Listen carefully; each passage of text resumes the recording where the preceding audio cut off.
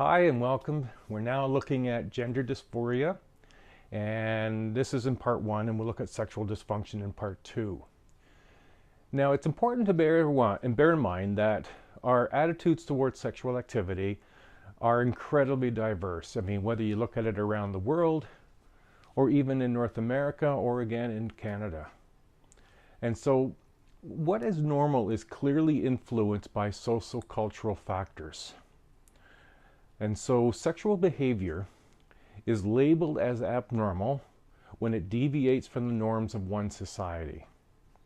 It may also be labeled as abnormal if it's self-defeating, harms others, or causes personal distress and interferes with one's ability to function in that society. Now, it's really important that a few things bear in mind. One, this was from chapter 1, so this is how we look at all psychological disorders with these kinds of conditions.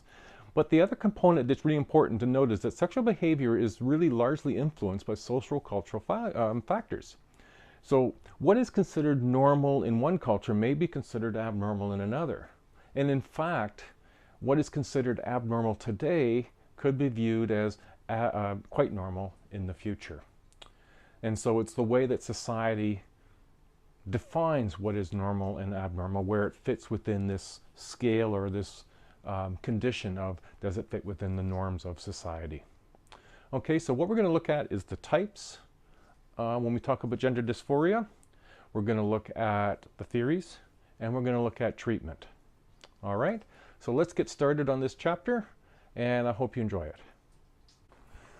Gender identity, which is one's psychological sense of being either male or female. Now, when we consider in the DSM-5 gender dysphoria, this was formerly known as gender identity disorder. This is a disorder in which the individual believes that his or her anatomic gender is inconsistent with his or her psychological sense of being male or female. Now, gender dysphoria pertains to people who find their anatomic gender to be a source of persistent and intense distress. Now, it's important here, like with all other psychological disorders, we may have elements or pieces or parts of certain things that we go, oh, geez, that's kind of like me, but it needs to be persistent and intense distress. It has to be something that causes you an awful lot of grief, not just something that passes through our mind from time to time, but we go about living our day-to-day life. People with the disorder may seek to change their sex organs to resemble those of the opposite gender, and many undergo gender reassignment surgery to accomplish this purpose. Now, if you probably have been more aware in the media of some examples of gender reassignment. Cher's daughter, Chastity Bono, in 2011 made a transition from female to male.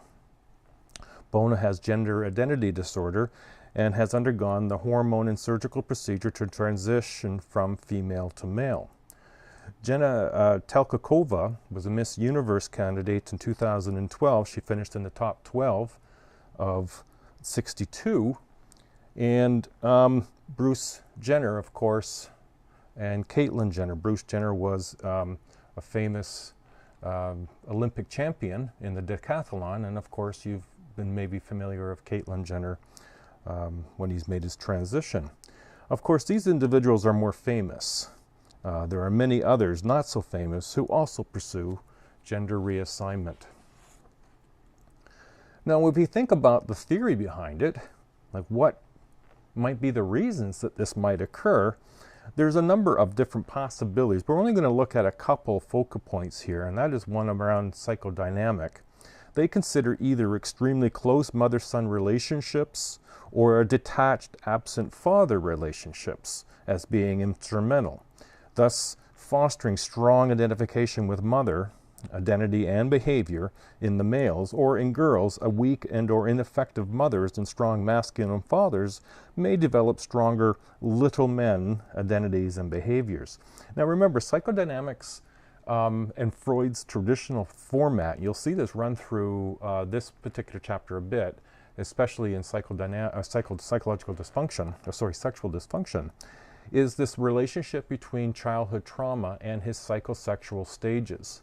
Now, some of that work, in particular psychosexual stages, hasn't got a lot of good, strong support research-wise, and so it brings into question some of the more traditionalists in the psychodynamic explanation for either gender dysphoria and certainly within sexual dysfunction. When we look at learning, it has a similar focus where socialization patterns have a big effect, but not as the sole responsible feature in the development of gender dysphoria. To better understand this, you can read on 321 the story of Bruce, a young man from Winnipeg, and through his story, you'll understand that there's more than just socialization, the way that you are raised or the way that you're parented in the development of gender dysphoria. We need to consider the biological dispositions that might be underlying, that consider the gender brain and the role of sex hormones when we explain gender dysphoria as a theory. Now, also within this category of gender dysphoria and looking at sexual dysfunctions, we can look at what's known as paraphilia. And there's different types of paraphilia. Paraphilias are sexual deviations involving patterns of arousal to stimuli, such as non-human objects, for example, shoes or clothing, humiliation or the experience of pain in oneself or that of a partner, or in the interest in children. Now, some people diagnosed with paraphilia can function sexually without the paraphilic object, and some cannot. Some people with paraphilic disorder are men. Most people with paraphilic disorder are men. Women may have been overlooked in the research, not to suggest that women don't experience paraphilia. Not all paraphilia is bad. You know, it's socially something that you may not share and talk about with everybody, but you may find that some of them are a part of what consenting adults would participate in as a part of some sexual experience. Now, when we look at the kinds of variations, one is known as exhibitionism. This is the recurrent and powerful urge to expose one's genitals to unsuspecting strangers. Now, there's no interest in contact. Persons exhibiting don't have an interest in then further going to contact and touch you. Most of it is just the act and the response that the act gets. Now, a large group of paraphilia is what are known as fetishistic disorders, and fetishisms are reoccurring and powerful urges and fantasies involving inanimate objects like clothing, or body parts like feet, or situations involving sight, smell, or feel. Now, on pages 224 and 229, you'll find some additional information on fetishes and the explanation for them. Another form of paraphilia is what's known as transvestic fetishism. Now, this, of course, is not this is from a movie called Rocky, the Rocky Horror Picture Show, and that's Rocky. But this is the recurrent and powerful urges and fantasies to cross-dress for the purpose of sexual arousal. Now, this is not the same as gender dysphoria, and it's a really important distinction, is that men are typically heterosexual and are not considering themselves women when they participate in transvestic fetishism. The interest is in the clothing. The interest is in the sexual arousal that they have within that experience. And they are typically heterosexual. They're not questioning whether they are men or women. Voyeurism, this is where urges and fantasies involving the act of watching unsuspecting people while they either undress, are naked, or engaged in sexual activity. The person either acts on these urges or is very distressed about having the urges or fantasies in the first place. Now, again, their interests aren't to make contact, but to watch unsuspecting, to do it serendipitously. Frauderism is a rather one that you may not have thought of, but maybe have experienced without being aware. This is the urges and or fantasies involving rubbing against or touching non-consenting persons. And then the image that I've shown here is kind of in a crowded situation is what often happens. This is not to say that everybody that's touching you in a crowded environment has a fetish to be in close proximity. However, for some, that's the circumstances they will search out.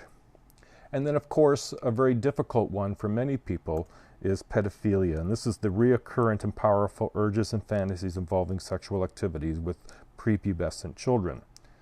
Now, some of the paraphilia are essentially harmless, such as fetishisms. Others, such as pedophilia and sexual sadism, often harm non-consenting victims. Now, the development of persistent sexual offending against children, you'll see this in Figure 9 on page 327 as a sort of a model of pathways. There's two pathways, essentially, either through an antisocial personality is one pathway towards, and sexual attraction to prepubescent children, or pedophiliac. The presence of both these indicate a very high likelihood that the person will offend against children. Now, continuing on with paraphilia, and I've mentioned one of these sort of paraphilias before or already, and that is of sexual masochism, the sexual urges and fantasies involving receiving humiliation and pain, either acted on or is distress about these urges and fantasies. Now, in amongst that is hypoxophilia. Now, this is also known as autoeroticism and asphyxiation. This is the arousal through the restriction and deprivation of oxygen, and it's very risky. There have certainly been deaths associated with this sort of paraphilia. Sexual sadism, now as it differs from machoism, is around the urges and fantasies are involving, in this case, sexual sadism, inflicting humiliation and pain on a sexual partner, as opposed to sexual machoism, where it's about receiving humiliation and pain. Sadomasochism is the sexual activities that relate between partners involving gaining gratification by inflicting and receiving pain or humiliation between the two people. There are many other paraphilias and many varying ones. But if we're thinking about in terms of theory as to where do these come from, paraphilia may be caused by the interaction of a few theoretical perspectives, including biology, psychological factors, and social factors. Now, what's difficult with paraphilia is that it's difficult to treat because it's compromised by the fact that most people with these disorders don't wish to change. So what we'll do, though, is we're going to start with psychodynamic. And again, we're using Freud. Now, with some of Freud's theories, they're very speculative and controversial, in this instance utilizing his Oedipal complex. Now, there is a body of work that he did using what he called psychosexual stages. And it's controversial in that it wasn't really well researched in a good scientific method, so it's not something that is well grounded. However, it is still used by traditionalists. Looking at childhood experiences, though, can have some impact. Now, learning, on the other hand, some objects or activities become inadvertently associated. Now, the association is through what you're seeing here is a conditioning. With a sexual arousal, then the object or the activity can later elicit that sexual arousal. It's not any different than the dog that automatically salivates to a bone, and then you link it with a bell, and then eventually you can remove the bone and the dog will salivate to the bell. Sexual paraphilia may be associated in that same way, that those things get linked or gets associated. It's also thought that some of the stimuli can become eroticized or generated out of childhood through observational learning. Now, lastly, we'll touch base on treatment. Now, with treatment in paraphilia, it can be caused by the interaction, again, of biological, psychological, and social factors. To touch base quickly on psychodynamic, it attempts to bring the childhood sexual conflict into awareness in order to resolve them with our adult eyes. So rather than keeping childhood experiences in a childhood framework, the more up-to-date, current psychodynamic theorists will look at some of those background childhood experiences and bring them into an adult awareness. Behavior, well, they use adverse conditioning, electric shock, for example. However, this is not helpful to bring about an adaptive alternative to replace the former response habit. So if I have a particular fetish and we're using this treatment of electric shock, what it's not teaching me is a more healthy or a more positive or an alternative behavior to help me exercise my sexuality. It's just getting rid of one. So it has a bit of a weakness that way.